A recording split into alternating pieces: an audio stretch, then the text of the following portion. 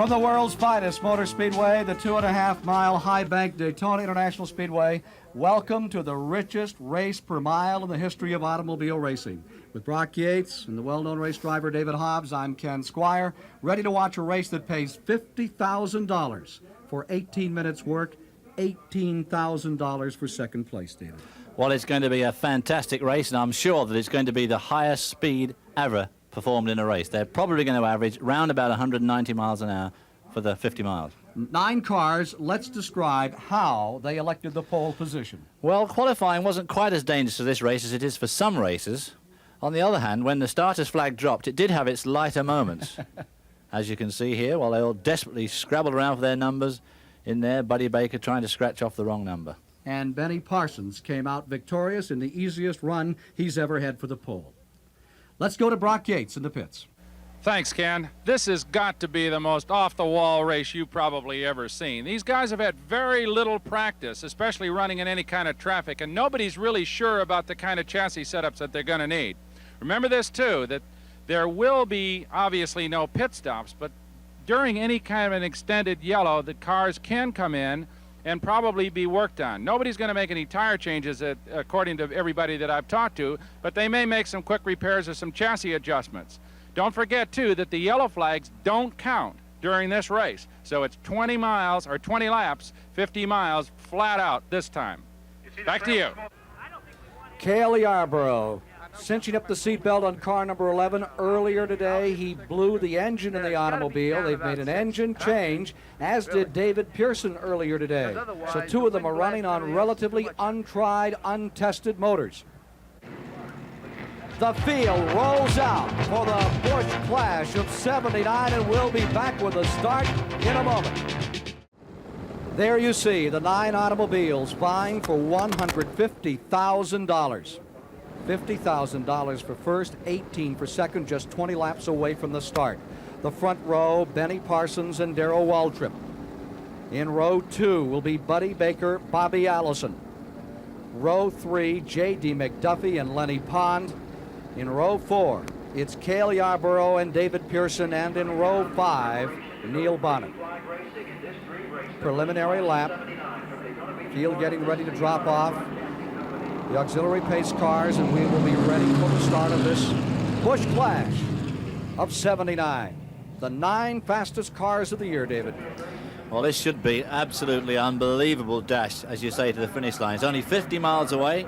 It'll take just a few short minutes, and I'm expecting the average speed of this race to be over 190 miles an hour, going on the qualifying and practice speeds that these guys have been running this week. What are the thoughts of Cale Yarborough about this race? They've created a monster. To win, you'll have to beat 8 of the best guys in the business. The thoughts of Buddy Baker, the pole sitter for the Daytona 500. When the flag drops, I'm going to get both feet flat on the floor for 50 miles. And the thoughts of Benny Parsons, a former winner here. The secret is to be in the right place on the last lap. I wish I knew what that place was. And how about the thoughts of the one and only Darrell Waltrip? First place pays $50,000 and second place pays $18,000. What else I got to say? Just about covers it, doesn't it? Field rolls down for the start. Pace cars are coming off. In the back straightaway, you see them. The 9 fastest cars of 1979. All of them just about committed, for the most part, Oldsmobiles. We have a Thunderbird by Bobby Allison, the Mercury of David Pearson. The rest of the field Olds for this first Busch Clash. Mercury. The fastest cars there were in '78, fastest drivers, now move to the line. It's just 20 laps, 50 miles, 150 grand at stake. And the track coming off turn 4 up to the start-finish line, the start of the tri-oval, is very, very dusty. This could be, look at it there, you can see it all blowing out from under the wheels of these Grand National cars as they come down to take the start. All of these drivers back tomorrow in the Daytona 500. Flagmanship worn, easing the field into the tri-oval, 15 degrees, and they are underway. Pearson immediately breaks on the outside. They pick up speed from 70 to 80, up to 90, and they hit turn 1. They should be about 120 and still on the boards. They will not get to full song until they're down to turn 3. Waltrip breaks for the lead. Bobby Allison on the outside for second. Baker into third. About 160 the speed right now, and then they begin to really let them out on the back straightaway for the first time. Dropping to the inside, a little squirrely is Baker. Baker was very squirrely there. Black number 28 goes into second place. Waltrip on the point. Baker in second. I'm expecting these cars to be a bit squirrely in this race because most of them will probably run their qualifying setup, which is really not the best way to race. But of course, for a short dash like this, they might have to. 1 lap down, 19 to go. Waltrip stays in front. Buddy Baker stays in second. Allison is third. Waltrip remains in fourth. Baker shoots down the inside for the lead. And now they're up well over 190 miles per hour. A 9-car draft, inches apart, covering a city block in less than a second. First lap, 173 miles an hour. Here's the speed. Baker in front. Waltrip stays with him. A 2-car draft. They're trying to break away from the field, David. Well, if they manage it this early on, there'll be a couple of guys there breathing easy because at least one of them's going to get 18,000, but I don't think it's going to be that easy. The rest of the field will make up that ground on them, I'm sure. That's what they want to do, is get 2 cars and break away from the other 7. And then decide it between them. There you see Pearson just back there in third, the Fox. Winner of so many Grand National races, over 100. Waltrip, the new young Charger, proved himself, and he won the World 600, won the first race of the year in Riverside, California this year. Baker with a very strong machine. Second lap was run at an average speed of 193.966 miles per hour. Tight draft to the back straightaway.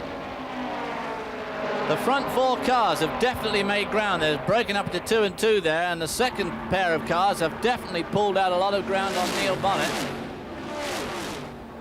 Pure race. No pit stops. It's all in the driver's hands. Coming by, completing 3, 17 laps to go for $150,000. Who will it be? Baker, who's always been the hard luck driver here, still in the lead. He's raced here since 1961, has never won the Daytona 500. He sat on the pole once back in 1973 with a Harry Hyde prepared automobile. Here he is trying to win one in this short dash. The third lap was run at an average speed of 194.384 miles an hour. Cale Yarborough is lying 5th. He's quite a bit back now. He must be, what, 25 or 30 car lengths down on the second group, but he's pulling away from the group that he was with.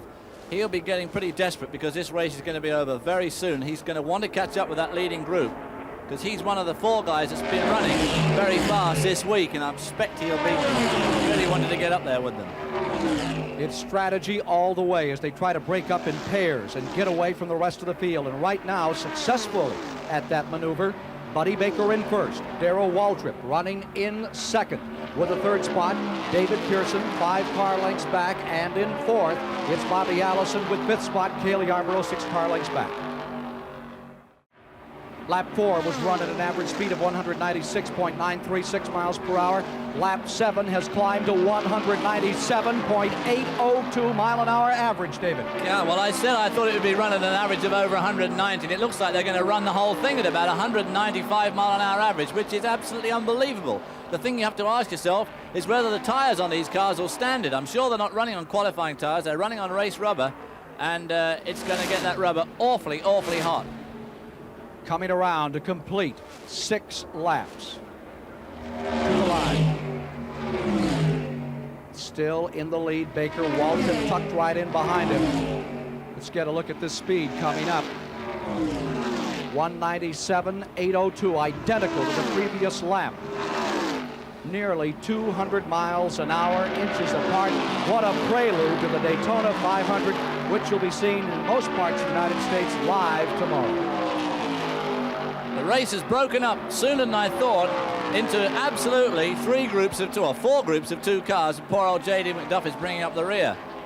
But Cale Yarborough is dragging Benny Parsons along, and the thing is, can they drag themselves up onto that second duo of David Pearson and Bobby Allison in the time left? They're going to be very lucky because I think they're still dropping further back. Waltrip trying the inside to the tri-oval. Because Waltrip at the moment has no reason to lead this race at all. As long as his engine's not running hot, and he's not running hot, he might as well stay just where he is. It is a 2-car joust. Baker and Waltrip. both non-winners of the Daytona 500, seeking their first win in that great race tomorrow, which you'll see here on CBS. The 7th lap, 197.368 miles per hour. There is the second set of cars. That is the Thunderbird of Bobby Allison, the Mercury, number 21 of David Pearson. They are running 12 car lengths back from the lead pair. Here they are. Buddy Baker of Charlotte, North Carolina in the lead. Darrell Waltrip, Franklin, Tennessee in second. Well, you heard what Darrell Waltrip thinks about winning $18,000 over $50,000. So the last lap, if it stays like this, is going to be very, very exciting. The Masters at work. They shook off the other 7 cars, Baker and Waltrip, immediately while they were dicing for position and snuck away, and that is the secret to Grand National Racing. Tomorrow we expect to see 12, 15 cars in a draft through most of the early part of the race. Baker's on the back straightaway. There's the second group, been joined by the third group of Cale, and Bobby Allison is now dropped back. Cale Yarber sneaking underneath David Pearson there, struggling for now, which will be third spot. Cale Yarborough lost an engine earlier on this day, running an untried engine, although it's been a dyno some up there at Junior Johnson's in Eagle Hollow, North Carolina. Now the thing is, can those 4 drivers, with their superior draft of 4 cars, can they in fact pull up on this leading duo? And there you see that quartet trying to string together and pull up on the leaders. They're the leaders in the last lap, the 9th lap at 196.937. They are coming to the halfway point this time. Of course, although 4 cars does in theory give you a slightly better draft than just the 2, there's no doubt about it that when you're racing as close as these guys are, that you do just tend to get in each other's way a little bit. It's hard to think that they are actually getting in each other's way, but they are. Halfway flags are put out on the field. 10 laps to go, 10 down. Baker stays in front. Can he stay there? He loves to go fast. Remember, he was the first stock car driver ever over 200 miles per hour. That at Talladega, Alabama. There are the cars running 3rd, 4th, 5th, and 6th, and they are running about a second and a half from the leaders here in the Busch Clash. At the Daytona International Speedway, in the Busch Clash of '79, the 9 fastest drivers, the 9 drivers who set on the pole for Grand National Racing in 1978, vying for $150,000 total prize. $50,000 to win, $18,000 for second. There you see first and second, as Buddy Baker and Darrell Waltrip have hitched up in a draft and have broken away from the field. They couldn't decide it between them. Baker, who tomorrow seeks his first Daytona 500 victory, has been coming here since 1961. Waltrip has been on this track since 1973. They're pulling inexorably away from the second group, which is Cale Yarborough, Benny Parsons, Bobby Allison, and David Pearson.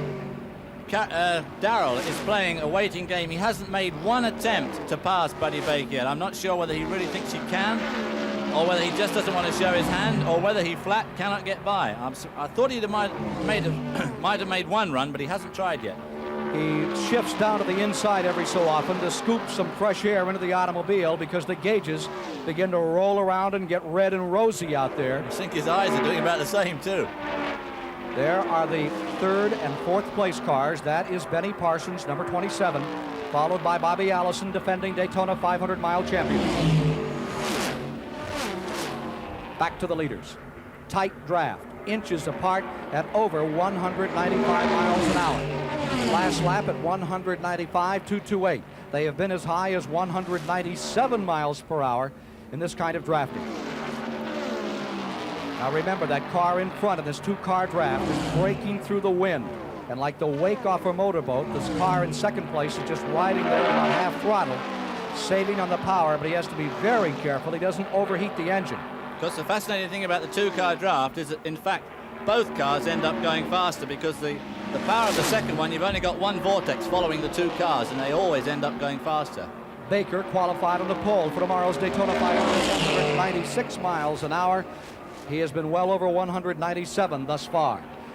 14 laps complete with 60, that last lap, 194.805, as they bring the speed down a little. It is a 2-car shootout in the Busch Clash of '79 between Baker and Waltrip. Back straightaway. Waltrip noses down to the inside. nudges alongside Buddy Baker. Into turn 3, he fireballs his way into the lead, goes out in front by 1, 2, 3 car lengths. Waltrip now first, Baker in second. Out of turn 4, Baker reeling, Waltrip back in. Here they come for the tri-oval. Baker making another shot for the lead as we move to the final laps. 5 laps to go. It's nose to nose for $50,000 in the richest race per mile in the history of motorsport. Baker back in front of Waltrip. Darrell Waltrip out in front. What about the last laps? How will Darrell Waltrip try to cope with this situation right here? If you're leading the race, you're going to wonder where they're going to come from and what you can do about it. If you're laying back, you're going to be trying to think about making your move before anybody else. There's a lot of things to consider. I've run the race over and over and over again, and there's no surefire way of winning it. You just, if you could happen to get out in front and break the draft and pull away, that'd be great, but it's not that kind of event, 120 laps. At over 195 miles an hour, inches or less separate these two as they almost touch bumpers out here. It is a game of improvisation being played at its very best right now. Well, Darrell's made one pass. We've seen him do one pass. There's the rest of the pack, 3rd, 4th, 5th, and 6th, having a tremendous race on their own, but unfortunately, I don't think any one of those cars is going to pick up the $50,000 first prize. Still, Baker holds on. Waltrip just feinting inside, outside, getting some air, gobbling it up into car number 88 to keep the engine cool for that final assault. And the difference is immense in 1st and 2nd place. He has made a pass. He does know he can do it. And the thing is, of course, Buddy Baker knows he can do it now as well. So it's all down to that last lap, and this is going to be a real heart stopper for everybody, including Darrell, of course. Baker stays in front. He tries to draw away a bit from Darrell Waltrip, trying to pull away by himself now. And there you see the shadow of Waltrip with him. J.D. McDuffie pulls onto pit road as the laps run out. The 9th place car has come in. They come to the line, 2 laps to go. Buddy Baker is in front. Darrell Waltrip remains in 2nd. Benny Parsons is in 3rd. They're out of the running. It's a decision between these two for a difference of $32,000. Where does Buddy Baker want to be at the finish? As long as you got an opportunity to try to win, that's the most important thing. But if you happen to get messed up drafting with somebody and start racing side by side and lose the draft to the lead car, you're in a lot of trouble. And it's a bad thing to be within 50 yards of the car and know you can't catch them for $50,000. Well, this is it. They're coming down. The white flag is out. The field rolls down through the tri-oval area up into the banking for the final time. Baker in front, Waltrip in 2nd. It's shoot and scoot from here, David. Darrell has dropped back a little bit. This could be it. Buddy Baker may have just been lying a little bit low there, but Darrell Waltrip's got the draft down the back straight. Can he get him through 3 and 4 and up to the stripe? Waltrip closes. Waltrip pulls on the outside. Baker pulls up and vetoes that move. Into turn 4, Waltrip will get one more shot. The 1,600-foot straightaway toward the finish line. Here they come. A difference of $32,000 goes to Buddy Baker over Darrell Waltrip in 2nd place. Well, $32,000 wouldn't look very thick on the ground in the distance between those two guys. Probably a foot and a half from Darrell Waltrip to Buddy Baker, the winner of $50,000. And very close for 3rd place to the line as they swap positions around, coming to the stripe. 3rd place, as they came to the line, went to car number 11, Cale Yarborough, but it's all Buddy Baker. And really, this race was decided. The turning point was early on at about the 3rd lap juncture when Baker broke through traffic. Waltrip made his move to lock up with him and decide the event between the two of them. That's the perfect race strategy, to try to get it down between 2 cars and then in a big long race like the Daytona 500 tomorrow, shake off that 2nd place car. There was no opportunity to do it today. Now let's look again at the finish, David, as we see Buddy Baker headed for victory lane. Well, Darrell Waltrip was trying to do the slingshot here, but he just hadn't got the power. That car of Buddy Baker's is incredibly fast, even on its own, and there you can see him. Winning by less than a car length in the Busch Clash of '79, It's Buddy Baker in car number 28 headed for victory lane, and we'll be there with Brock Yates in just a moment. A brilliantly executed race for Buddy Baker, and with the winner now in victory lane is Brock Yates. Congratulations, buddy. Herb Nab, sensational. You were a little shaky when you started this thing. You feel a little better now? Well, I was confident I had the car. I've had so many things happen down here that you just never know. But I had the race car. I could drive around the bottom of the racetrack, and that was the difference. When Darrell tried to come up on me, I run the bottom of the racetrack, and he couldn't stick down there, and that was a winner. And there you see the final results on the fastest motor race in history. Buddy Baker victorious at an average speed over 50 miles of 194.384 miles per hour. Waltrip in second, Yarborough third, Benny Parsons fourth, Bobby Allison fifth, Pearson in sixth, Lenny Pond seventh, Neil Bond at eighth, and J.D. McDuffie shuffling along to ninth position out here. David Hobbs, if one were a student of motorsport, I think they would consider this the perfect strategy race on the part of Buddy Baker. Well, being a racing driver, I think it's a driver's dream of a perfect race. Buddy Baker made a break from the second row of the grid and luckily only took Darrell Waltrip with him, and these two really were on their own from then on. Cale Yarborough, who would have been their main challenger, got stuck in the back of the pack and never made it through. Darrell made a pass on Buddy halfway through the race, but Buddy, I think, had the car for him, and he's going to have the same car tomorrow in the Daytona 500. It's going to be a very strong contender. But, of course, there are lots of variables tomorrow, more than today, 10 times the race distance, fuel consumption, wear, pit stops, where all sorts of groovy things happen, like the car falling off the jack and this sort of thing. So, but it's still going to be a very strong contender. Coming up next is the CBS Sports Spectacular, and you'll be witnessing some great racing from the highlights of the twin 125-mile qualifying races for tomorrow's Daytona 500, which you'll be seeing live in most parts of the United States here on CBS.